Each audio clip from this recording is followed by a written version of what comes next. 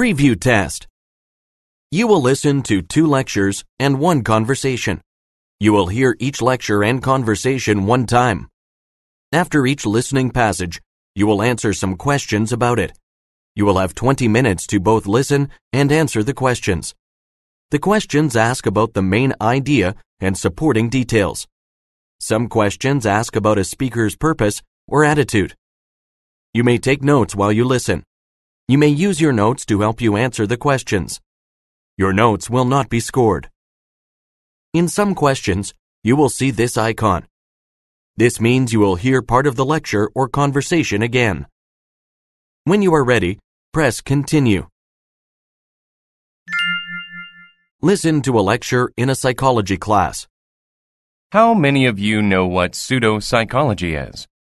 Okay, well, to put it simply, pseudo means false or not genuine.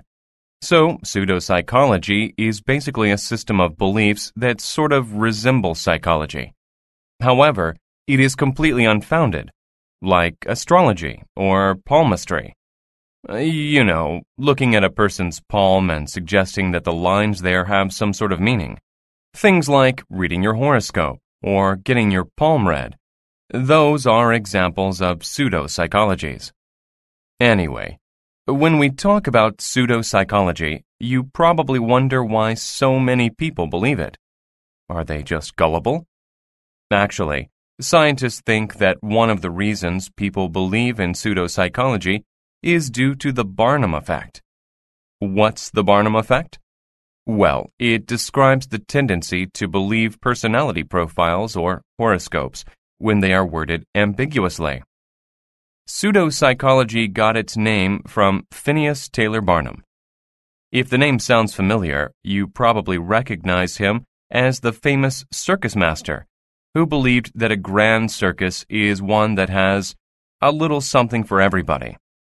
In the same way, a typical reading will have something about one's love life, at least one declaration of future financial prospects, and always something about personality. Here's the thing.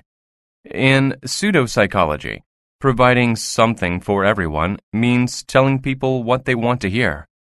For example, a typical description contains 2 extremes of one's personality, such as, sometimes you are extroverted and sociable, while at other times you are introverted and aloof. Do you all see what I'm getting at here? The person can identify with at least one part of the reading because it is ambiguously worded and represents 2 extremes. A description like this makes it easy for the person to confirm that it's true. So, what proof do we have that the Barnum effect even exists? Well, in 1949, a man named B.R. Forer began to investigate the existence of the Barnum effect.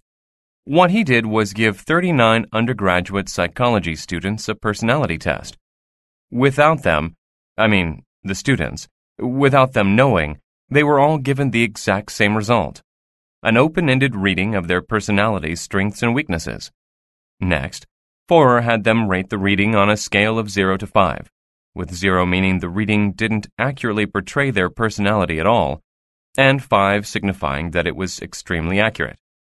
The average rating the students gave was a 4.3, meaning that most students actually believed the ambiguous, open-ended personality descriptions. Just to see if the results could be replicated, Forer went on to try the experiment on others, and, lo and behold, he came up with the same results time and time again. So clearly, it doesn't matter that we're talking about an educated group of subjects here. An invalid personality assessment tool can be easily mistaken as being compellingly legitimate by anybody, if it's vague enough. Does anybody have any questions about Forer's experiment? If not, we can move on. Another important investigation took place at Lawrence University under the direction of Peter Glick, another psychologist. Glick wanted to find out how the content of readings might affect the way they're interpreted. So first, he separated his students into 2 groups based on whether they considered themselves skeptics or believers of horoscopes. Next, he gave each group some horoscopes, which were all the same, except that they were worded differently. So, the same meaning but different words. When given their horoscopes, only the believers group confirmed that the negatively worded horoscopes were accurate. But here's the funny part. People from both groups rated their readings as accurate when the horoscopes were presented in a positive light. This shows that while the cynical participants wouldn't believe the negative readings, they were willing to accept the positive ones, because, as we all know, everybody wants to hear good things about themselves. 1. What is the main topic of the lecture?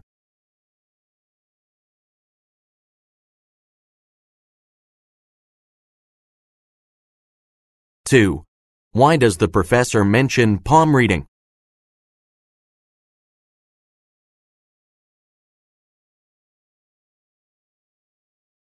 3. Listen again to part of the lecture. Then answer the question. Pseudopsychology got its name from Phineas Taylor Barnum. If the name sounds familiar, you probably recognize him as the famous circus master who believed that a grand circus is one that has a little something for everybody. In the same way, a typical reading will have something about one's love life, at least one declaration of future financial prospects, and always something about personality. What does the professor mean when he says this? In the same way, a typical reading will have something about one's love life, at least one declaration of future financial prospects, and always something about personality.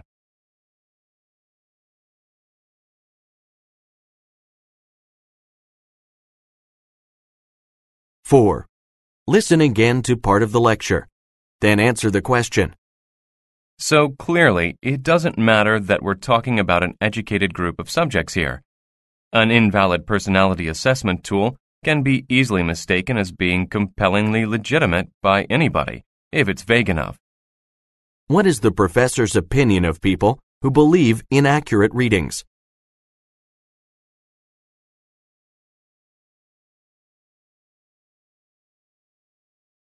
5. According to the professor, why didn't the group of skeptics in Glick's experiment believe the negative readings?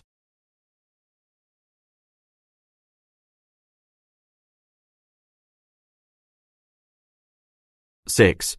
What can be inferred about the implications of the Barnum effect?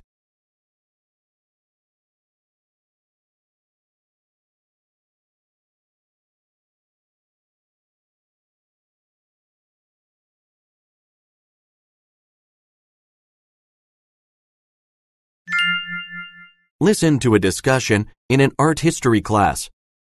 Hello, class. This week we've spent some time talking about art in China. We covered the history of art in Chinese society and went over the Chinese, aesthetic tradition. Anyway, as an extension of those topics, for today's discussion, I thought it could be helpful to talk about some common themes and symbols in Chinese art. Who can start us off? Well, if you don't mind me kind of dodging your question, something that really caught my eye is the lack of certain themes that are so prevalent in a lot of Western art. I mean, like war or death is almost never depicted in Chinese art. I thought that was interesting. Good observation. Other themes that would never find their way into Chinese art are violence, nudity, or martyrdom. All big topics in Western art. Why don't we examine these themes that would not be featured on a Chinese canvas, and explore why they're excluded? What do you think? I would imagine it has to do with the way that the Chinese considered art. It wasn't the same as in Rome or Athens. For the Chinese, art had to have some kind of function, whether it be moral, social, or whatever. They wouldn't just paint anything. It had to make the artist and the viewer better people somehow.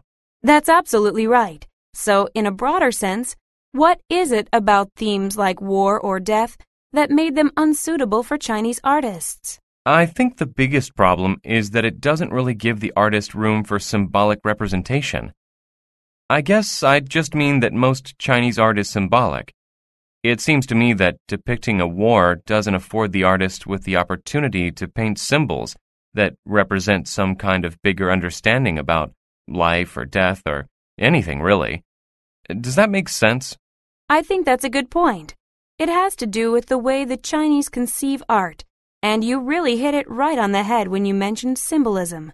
See, you might have also noticed that Chinese artists don't really preoccupy themselves with aesthetic notions like perspective or shading.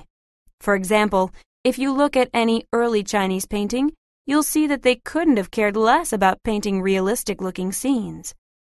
The reason for this is because they were primarily concerned with expressing harmony. This is why Chinese art looked so different from Western art. Are we all still on the same page? So, what was the function of using so many symbols again? Well, think of it this way. In using a lot of symbols, the artist depicts his or her more complete understanding of something that isn't really obvious and can't really be explained. And yet, they are completely aware of it. It's that intuitive aspect of using symbols that leaves no room for outright realistic depictions. It's true. You can even see that aspect in their portraits. You'd expect a portrait to be a realistic rendition of the person who paid to have it made, and yet Chinese artists would always portray more than a person. They would show the person's social ranking, or even their personality somehow. I think that the intuitive symbolism in Chinese art is precisely what makes it so expressive, and yet so difficult to interpret at times. That's right. And now to get back to our original question, can you give some examples of themes or symbols that are frequently used in Chinese art? I noticed that human relationships seem to be a pretty common theme. Chinese artists seem to enjoy depicting how people relate, or the reactions between them in different situations. Good, that's absolutely right. And how about symbols? They use a lot of symbols over and over again. Like bamboo shows up a lot, and that's supposed to be related to the spirit of the scholar. 7. What aspect of Chinese art does the class mainly discuss?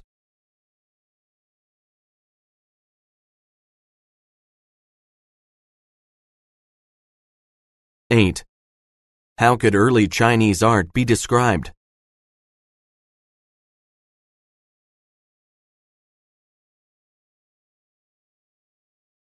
9.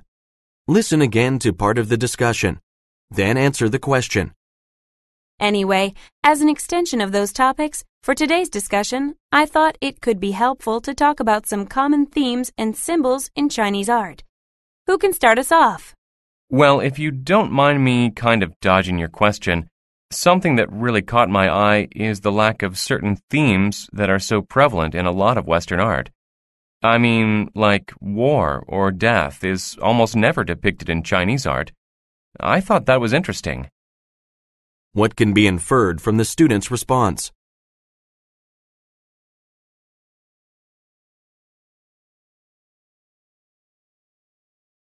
Ten.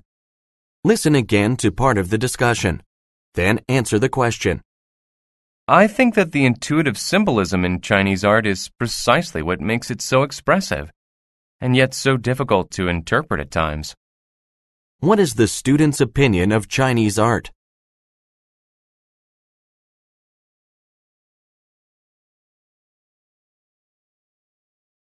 (11) What can be inferred about theme selection in Chinese art?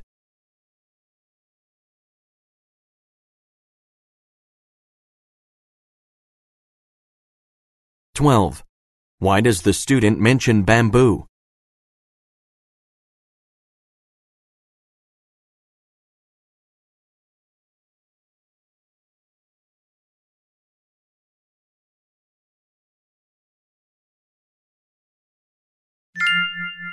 'Listen to a conversation between a student and a university employee. What can I do for you today?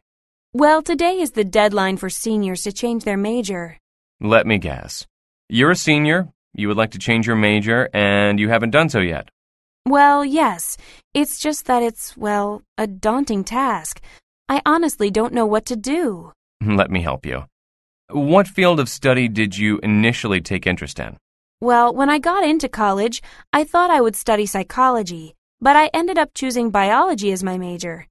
Not only that, but I'm now also interested in things like astronomy, public health, and ancient art history. Now I'm not so sure. Okay. Then have you ever thought about combining your studies? I've considered the possibility of linking health sciences with psychology and majoring in both, but it seems like too much of a commitment, especially when I'm not even sure I'd like to do it. Well, what is the appeal of these two areas of study? What I like is that I could attend a class in health and then attend a psychology class that discusses mental illness, and then later, as I think over what I've learned, I can make connections between the two. That's the only time I truly feel like I'm learning. So, why health? And why psychology? I guess they're both practical.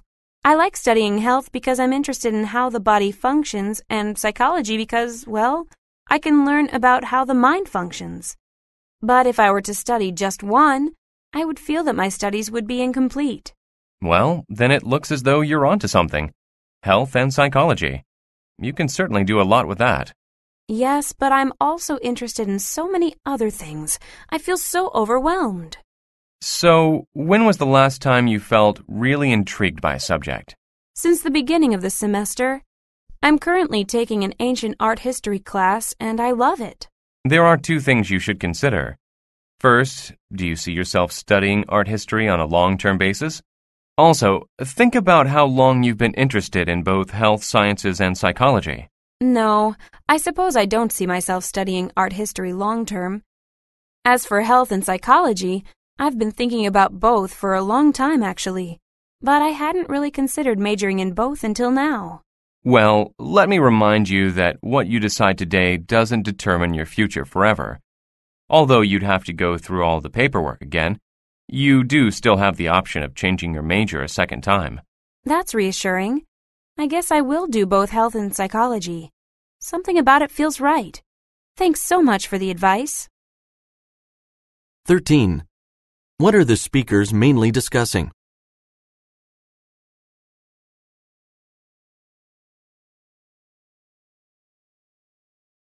(14) According to the conversation, which fields does the student seem most interested in? Choose two answers.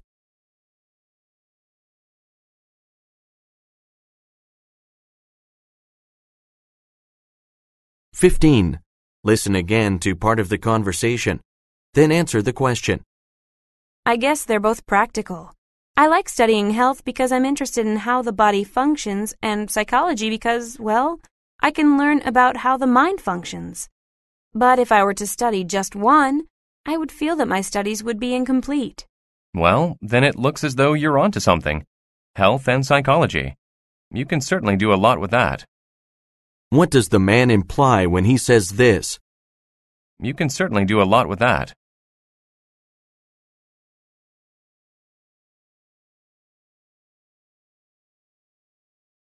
16.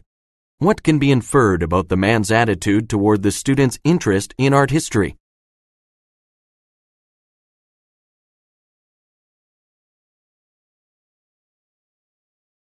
17. What will the student probably do next?